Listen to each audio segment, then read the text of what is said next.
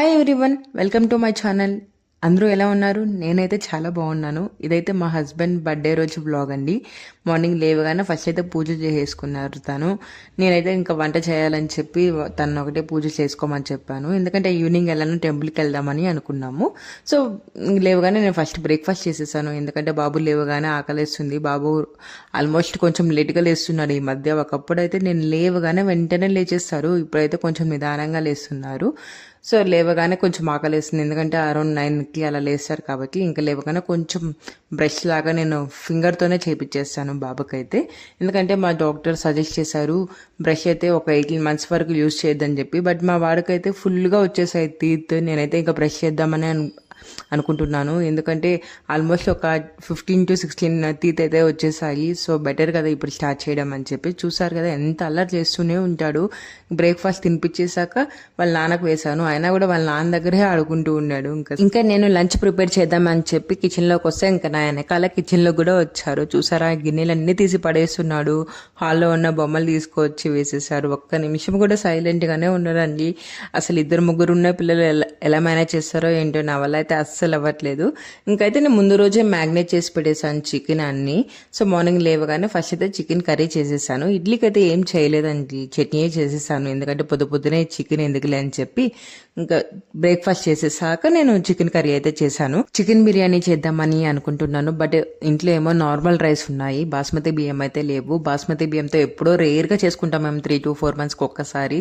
So అవి ఫ్రీక్వెంట్గా ఉండవు కాబట్టి తీసుకురమ్మని చెప్పి వీళ్ళనైతే పంపిస్తున్నాను. ఇంకా వాళ్ళతో పాటు మా బాబుని కూడా పంపిస్తున్నా. అట్లీస్ట్ ఒక 1/2 అయినా నాకు రెస్ట్ దొరుకుతుంది, లేకపోతే ఏదో ఒక పని చేసుకుంటానని చెప్పి బాబుని అయితే పంపించేశాను. నేను ముందు రోజున అయితే అన్ని మ్యాగ్నేట్ చేసి పెట్టేసుకున్నాను. కబాబ్కి సపరేట్గా, చికెన్ బిర్యానీకి సపరేట్గా అండ్ కూరకి సపరేట్గా అన్ని ముందు రోజు నైటే చేసేసుకుంటే టేస్ట్ కూడా చాలా బాగుంటాయి అండ్ తొందరగా కూడా అయిపోతుంది మ్యాగ్నేట్ చేయడం వల్ల. ఎందుకంటే ఆల్రెడీ చాలాసేపు మనం మ్యాగ్నేట్ చేసి ఫ్రిడ్జ్లో పెట్టింటాం కదా. సో ఒక 10 to 15 minutesలో అయితే మంచిగా చేసేసుకోవచ్చు కర్రీ అయితే. అసలు నార్మల్గా చేసుకోవాలంటే 1/2 hour పైన పడుతుంది కదా చికెన్ కర్రీ, కానీ మ్యాగ్నేట్ చేసి చాలా ఈజీగా చేసుకోవచ్చు.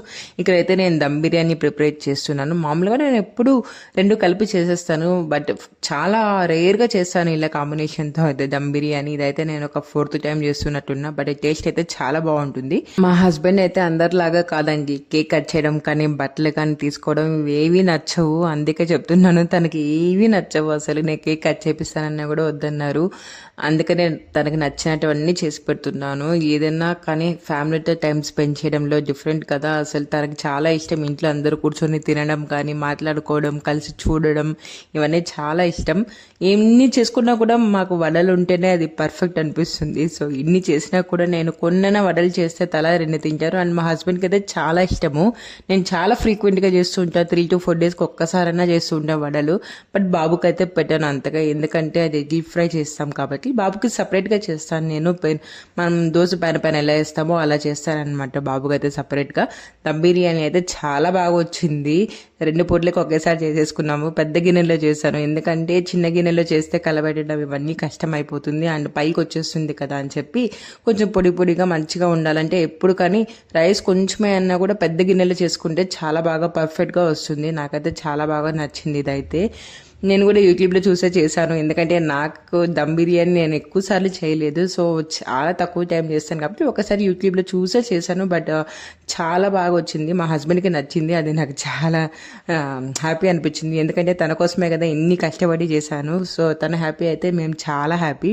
ఇంకా అన్నీ తీసుకొచ్చి ఇక్కడ పెడితే మా బాబు చూడండి ఏదో ఒకటి అల్లరి చేస్తూనే ఉంటాడు. కట్టెత్తుకొని ఇప్పుడు కొడుతున్నాడు, గిన్నె సౌండ్ వస్తుంది కదా, ఆ సౌండ్ విని తనకి ఆనందంగా ఉందనమాట. సో కొడుతూనే ఉన్నాడు. మా హస్బెండ్ అయితే ఆ చెయ్యి బాబుకి ఎక్కడ తగులుతుందో అని చెప్పి కొట్టుకునేదాన్ని జాగ్రత్తగా పక్కన ఉండి చూసుకుంటూ ఉన్నారు. ఎక్కడ తగిలితే మళ్ళీ వాడే కదా ఏడుస్తారని చెప్పి. ఇంకా చూడండి అన్ని రకాలు చేసినటువన్నీ తెచ్చుకున్నాను. అండ్ కబాబ్లోకి ఆనియన్ ఉంటే చాలా బాగుంటుంది, పర్ఫెక్ట్ కాంబినేషన్. ఇంకా లెమన్ ఉంటే సూపర్.